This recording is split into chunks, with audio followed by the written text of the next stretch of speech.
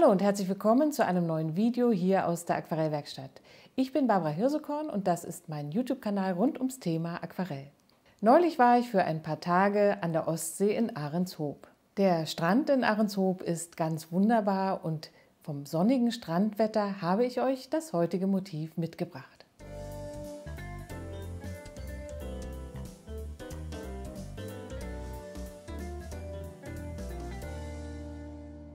Ahrenshoop ist euch ja vielleicht bekannt als Künstlerkolonie. Zum Beginn des 20. Jahrhunderts gab es dort eine Malschule und vor allen Dingen die Damen der besseren Gesellschaft wurden dort in der Plein-Air-Malerei ausgebildet. Ursprünglich war Ahrenshoop aber ein Fischerdorf und die Menschen lebten davon, was der Bodden und das Meer hergaben. Heute gibt es nur noch einen Fischer in Ahrenshoop und das grüne Fischerboot am Strand von Ahrenshoop ist fast schon legendär. Viel Spaß mit dem heutigen Motiv und jetzt geht's los. Die Materialien für mein heutiges Motiv sind folgende Farben: Ultramarin Feinst Jaune Brillant von der Firma Schminke, Lichter Ocker Sienna gebrannt von Winsor Newton, Cadmiumrot Hell von der Firma Schminke, Permanent Alizarin Karmesin, Zylinblau, Kobaltblau, Kobalttürkis Light und Neutraltinte von Winsor Newton, Titanweiß von Winsor Newton und Viridian Green von der Firma Mielo. Ich arbeite auf Büttenpapier von Arches, 300 Gramm Graphit. Das Format ist ungefähr DIN A4. Die Pinsel rechts sind aus meiner eigenen Pinselkollektion: ein Eichhörnchen-Haarpinsel in der Größe 12, ein Rotmarder-Haarpinsel in der Größe 10, der synthetische Flachpinsel zum Auswaschen in der Größe 10 und der synthetische Rundpinsel in der Größe 6. Hier liegt schon meine Skizze und auch das Referenzfoto zeige ich euch natürlich. Foto und Skizze können die Unterstützer unseres Kanals auf unserer Steady-Seite zur eigenen Verwendung herunterladen. Unter dem Video findest du, falls es dich interessiert, den Link zu Steady, deine Unterstützung. Dort kannst du dich über die verschiedenen Möglichkeiten gerne informieren. Den Himmel grundiere ich heute mit einer zarten Lasur in der Farbe Lichter Ocker. Bei solchen Motiven ist der Himmel manchmal einfach zu blau und wenn man ihn in einer leichten, warmen Farbe grundiert, entsteht diese warme Grundstimmung, die sich dann im Farbton des Strandes fortsetzen kann. Mit einer etwas kräftigeren Mischung aus Ultramarinblau und einem Hauch Alizarin Karmesin gehe ich in die feuchte gelbe Fläche hinein. Je weiter ich zum Horizont komme, umso weniger Farbe ist im Pinsel. Das Gelb darf hier ruhig noch ein wenig durchscheinen. Die Farben sollen sich ganz weich verbinden. Das klappt bei meinem Büttenpapier sehr gut. Wenn das Papier sehr nass ist, dann kannst du das Blatt in verschiedene Richtungen drehen und kippen, um den Verlauf ein wenig zu steuern. Hier siehst du nun den trockenen Himmel. Durch die zwei Farbaufträge hat die Farbigkeit besonders viel Tiefe. Das Meer male ich mit einer Mischung aus Ultramarinblau, Viridian oder Viridian Green und etwas Alizarin Karmesin in einem relativ dunklen, kräftigen Farbauftrag. An einem sonnigen Tag kann es sein, dass die Wasserfläche sehr dunkel aussieht. Und bei meinem Bild hilft der dunkle Hintergrund meinem Fokus, dem grünen Boot, später richtig zu leuchten. Ich spare die Form des Bootes jetzt aus und auch eine der Tonnen lasse ich hell stehen.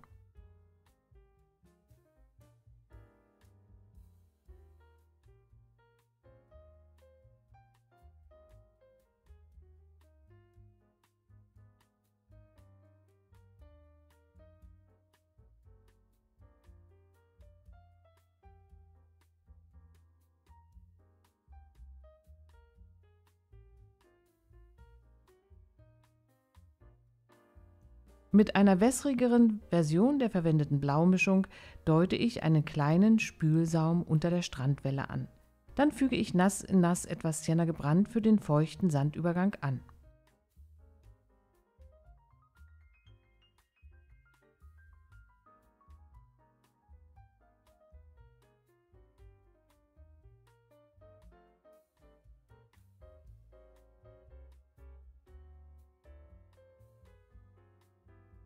Mit Jaune Brillant, Lichter Ocker und später auch etwas Sienna gebrannt male ich nun die große Form des Strandes.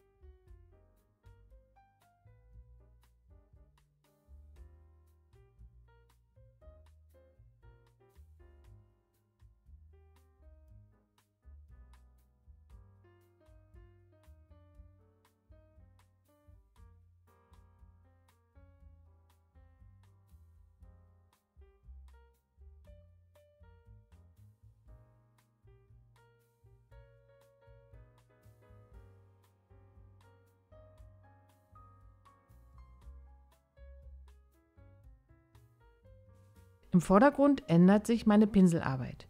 Hier möchte ich Struktur erzeugen und arbeite mit dem Pinsel nicht mehr nur mit glatten Strichen von links nach rechts, sondern auch mit etwas kreisenden Bewegungen.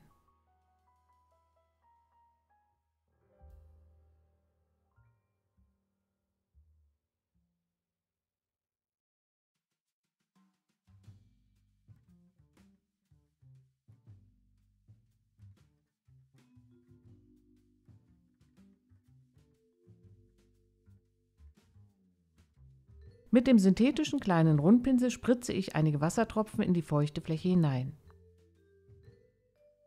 Ich arbeite auch ein paar helle Stellen aus der nassen Farbe wieder heraus. Ein Seil möchte ich hier später auf den Strand legen. Auch diese Form kann ich jetzt schön aus der nassen Farbe herausziehen.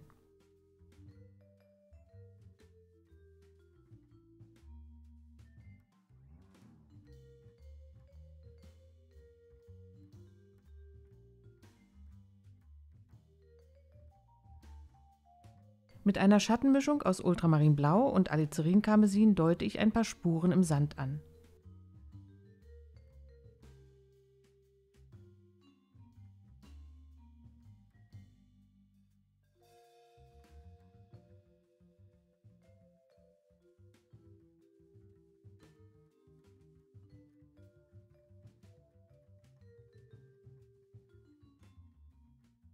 Unser Motiv muss jetzt einmal komplett durchtrocknen, bevor es weitergeht, und ich nutze die Zeit, um dich auf unseren nächsten Live-Malabend hier auf YouTube hinzuweisen. Am 15. April 2025 male ich mit allen Unterstützern unseres Kanals ab dem 10-Euro-Paket dieses schöne, entspannte Strandmotiv. Wenn du Freude an solchen maritimen Motiven hast und in circa 2 Stunden mit mir live gemeinsam malen möchtest, dann ist vielleicht der Abschluss einer 10-Euro-Mitgliedschaft für dich jetzt das Richtige. In diesem Paket erhältst du 10-mal im Jahr einen Livestream mit einem exklusiven Motiv, das hier auf dem Kanal noch nicht zu sehen war. Wenn du an dem Abend nicht selbst dabei sein kannst, das macht gar nichts. Der Stream wird immer gespeichert und ist auch wie alle älteren Live-Abende auf unserer Mitgliederseite bei Steady jederzeit abrufbar. Unter dem Film findest du den Link zu Steady, deine Unterstützung. Dort kannst du dich über unsere verschiedenen Pakete noch einmal informieren. Ich würde mich freuen, wenn du am Dienstag, den 15. April dabei bist. Das wird bestimmt ein netter Abend und jetzt geht es erstmal weiter mit unserem Motiv. Nun arbeite ich mich von links nach rechts einmal durch den Mittelgrund des Bildes. Ich beginne hier mit dieser Fischkiste und Sienna gebrannt und Ultramarin. Es folgt die linke der beiden Tonnen mit einer Mischung aus Neutraltinte und Zylinblau. Hier lasse ich die Flächen für die roten Fähnchen stehen und auch die runden Formen für die Bojen der Fahnen werden ausgespart.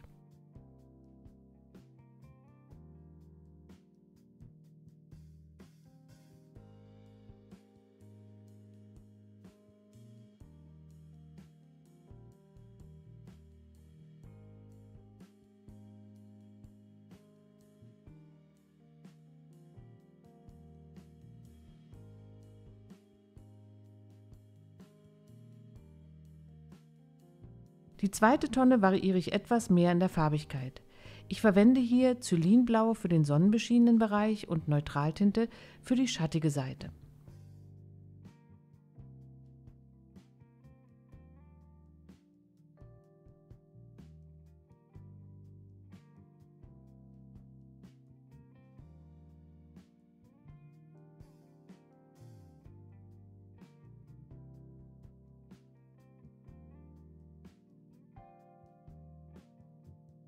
Mit Ultramarinblau und Alizarin-Karmesin folgen jetzt die Schatten der kleinen Formen. Diese Schatten sind sehr wichtig für das Bild. Sie verbinden die kleinen Formen und leiten das Auge des Betrachters.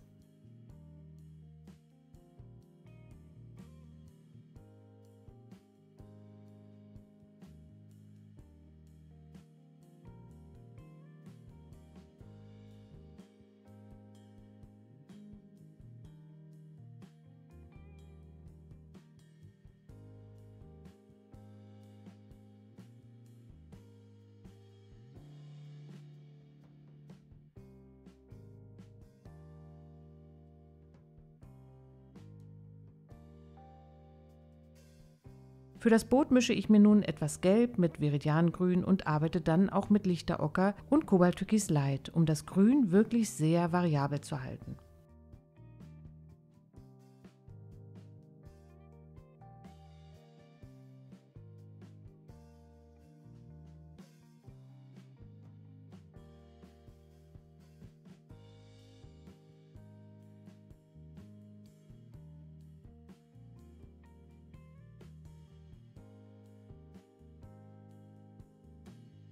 Im unteren Bereich des Bootes kommt auch Sienna gebrannt und etwas Blau mit in die Mischung hinein.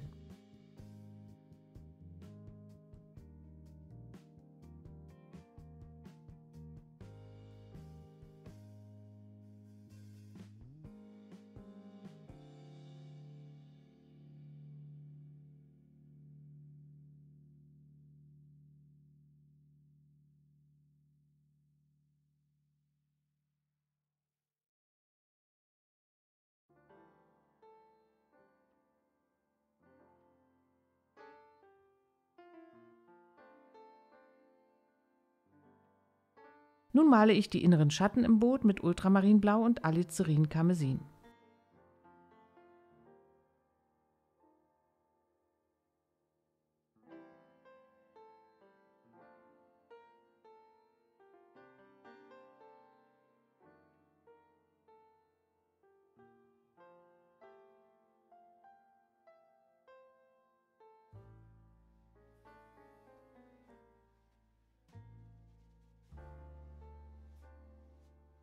Der große Schatten am Boot wird auch mit dieser Mischung gemalt. Hier kann man auch noch etwas Sienna gebrannt mit hineinnehmen, um die Farbtemperatur zu variieren.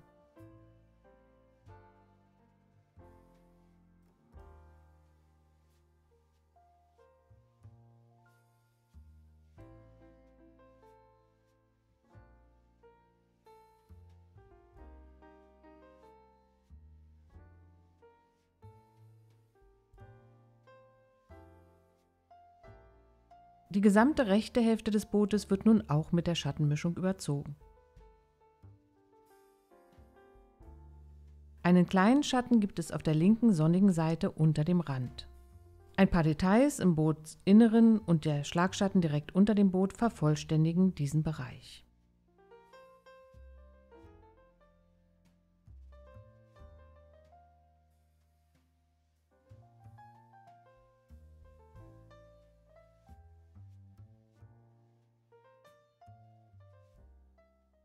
Das Original-Aquarell vom heutigen Video biete ich wieder zum Verkauf an.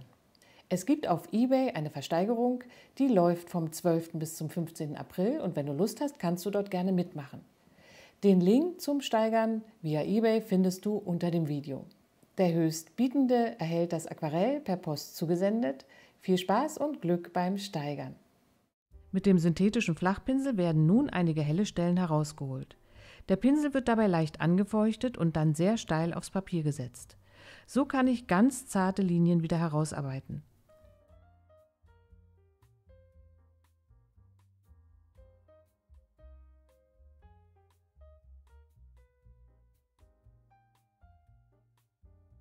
Mit Cadmiumrot male ich die roten Fähnchen.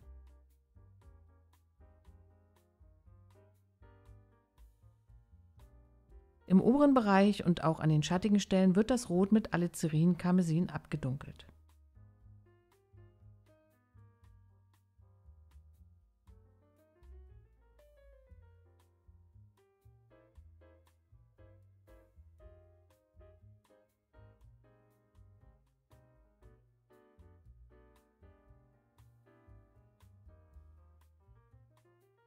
Ein paar Intensivierungen noch in den Schattenformen und auch das Seil wird im vorderen Bereich noch etwas ausgearbeitet.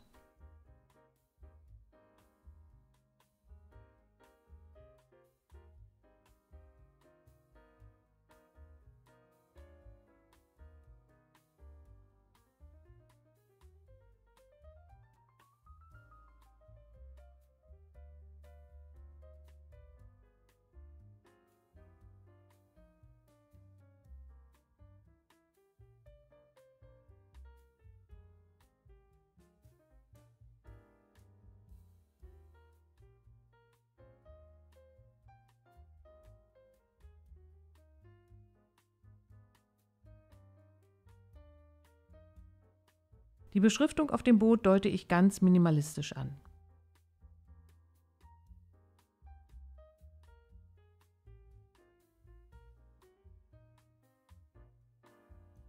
Ein paar Schattenformen der roten Fähnchen fehlen hier noch auf dem Sand und dann ist mein Motiv für heute fertig. Ich danke dir fürs Zuschauen und wünsche dir viel Spaß beim Nacharbeiten. Tschüss, bis zum nächsten Mal.